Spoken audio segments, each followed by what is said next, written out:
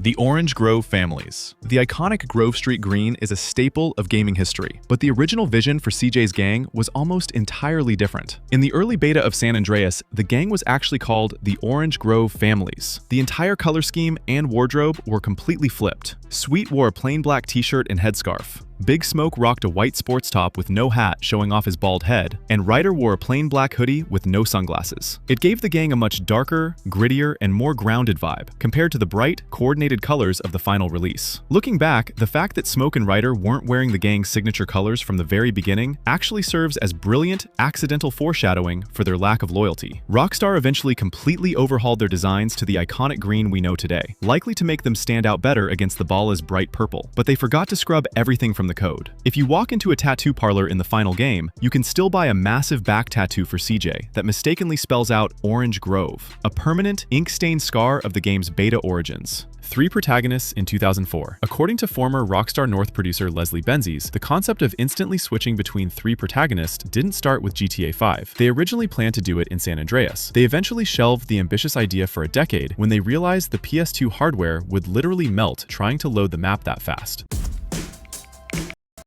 The PS2 hardware would literally melt trying to load the map that fast. The rideable skateboard. Deep within the game's code lies the absolute greatest weapon Rockstar ever cut from the franchise. San Andreas was originally supposed to feature a fully functioning skateboard, but this wasn't just a vehicle to help you get around Los Santos like the BMX bikes. The code proves it doubled as a lethal melee weapon. You were supposed to be able to ride the board down the street, perform basic jumps, pop it up into your hands in a split second, and use the wooden deck to brutally bash pedestrians over the head. Suddenly, the fact that there is a massive, completely empty skate park inside Glen Park makes total sense. It was built specifically for this feature. While a similar mechanic was later perfected and used in Rockstar's schoolyard game Bully, they completely scrapped it from San Andreas, leaving only the heads-up display icon rotting in the files and a generation of gamers robbed of bombing down Mount Chiliad on 4 wheels. Ryder's last-minute betrayal. The dramatic reveal that Big Smoke and Ryder betrayed Grove Street is legendary, but the game's files prove Ryder wasn't supposed to be revealed as a villain until much later in the story. Originally, his betrayal was meant to be uncovered during the mission Photo Opportunity, not during the explosive climax of The Green Saber. This last-minute script change explains a massive, glaring plot hole. When CJ looks out the window during The Green Saber and sees his friends working with corrupt crash officers, he only screams about Big Smoke, completely ignoring Ryder, who is standing right next to him.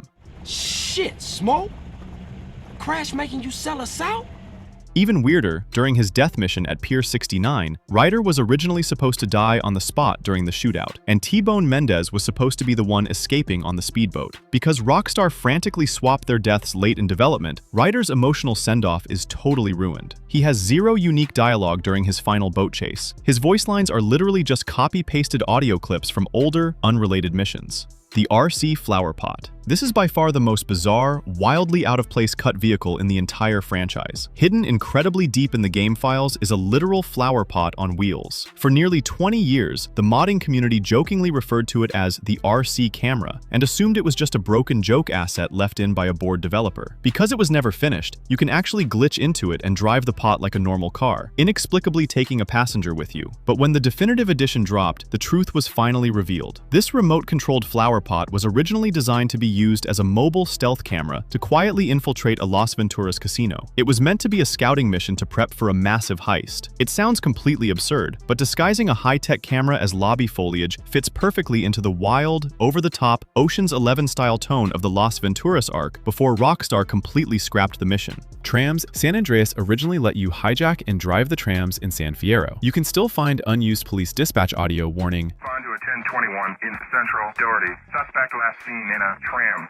CJ's missing dog. In the very first pre-release trailer for San Andreas, there is a blink and you'll miss it moment where a dog can clearly be seen running behind a dancing character on the Santa Maria beach. Years before Franklin was given his loyal companion Chop in GTA 5, CJ was originally meant to have his own pet. It was heavily rumored to be a Rottweiler or a German Shepherd that would actively follow him around the hood, guard his safe houses, and potentially even attack Ballast during gang wars. However, knowing the incredible heat the game was already getting from mainstream media over its violence, Rockstar reportedly scrapped the dog entirely to avoid any unnecessary, massive backlash from animal rights groups like PETA if players decided to mistreat the pets. The Beta Arsenal. The weapons in San Andreas are iconic, but the original arsenal was way more brutal and visually distinct. The game originally featured a heavy wooden baseball bat, completely covered in rusty nails, which would have easily been the deadliest, most gruesome melee weapon in the game. The M4 assault rifle had a much more realistic, heavily detailed 3D model, and the AK-47 had a unique variant that completely removed the wooden stock on the back for a true street sweeper look. They even originally ported over the classic, boxy micro SMG directly from Vice City. Ultimately, the PS2's RAM was so incredibly limited that these high-quality models were stripped out to save memory or replaced with the simpler, low-polygon versions we use today, just to keep the open world from crashing. Cut storyline missions.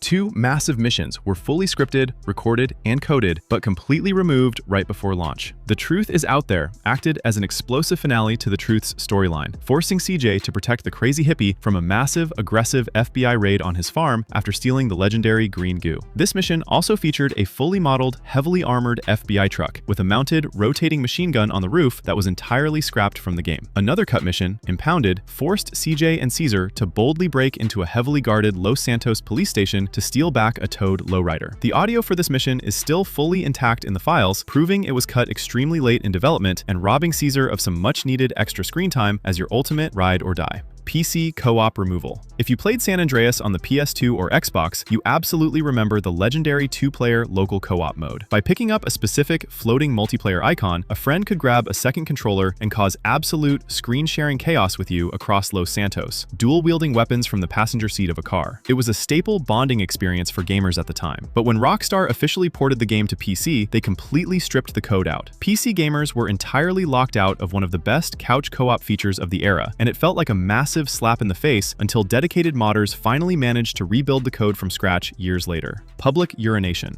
San Andreas was heavily focused on role-playing realism, from hitting the gym to build muscle to eating fast food to maintain CJ's weight. But the beta took the bodily functions one step too far. They wanted a city that felt alive, dirty, and real. Deep in the game's original code, pedestrians were actually programmed with a specific animation to randomly stop and take a leak directly on the street, sidewalks, and alleyways. Unsurprisingly, Rockstar decided the game was controversial enough with its gang violence and drug themes, and they quietly scrubbed the gross-out mechanic before launch. Hot coffee on a motorcycle. It is the single most infamous piece of cut content in video game history. Hot Coffee was a hidden minigame where, after a successful date, CJ would be invited inside his girlfriend's house for an incredibly explicit, rhythm-based, button-mashing minigame. Rockstar attempted to bury the code before launch, but data miners cracked it open, resulting in massive, real-world lawsuits, federal investigations, and the game being temporarily slapped with a devastating adults-only rating. But developer notes left in the files revealed Rockstar actually planned to take the madness even further. They were actively developing multiple different variations of the minigame, including one specifically designed for the casino croupier character, Millie, that would have taken place entirely on the back of a moving motorcycle in traffic. It proves Rockstar's developers were pushing the absolute limits of taste and coding just to see what they could get away with.